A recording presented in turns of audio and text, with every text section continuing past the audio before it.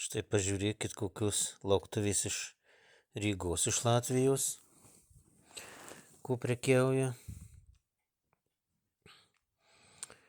Tai rusų gamybos saldainiai, laisvai prekiauja. Saldainiai Sankt Peterburgas. Tokie dideli kaip Nomeda, skanūs. Šitas saldainis yra Flotskije, Baltarusių.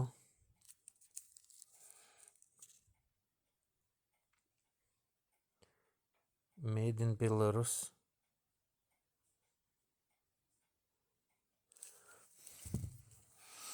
Čia gal atsimenat, labai skanų saldainiai ir Lietuvoje gamindavo. Čia irgi rusiški. Fabrikas Krasny Oktябрь. Красная шапочка. Raudon kepuraitė.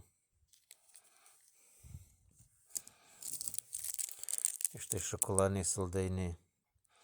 Černas, juodas kartusis šokoladas. Saldainiai Akond.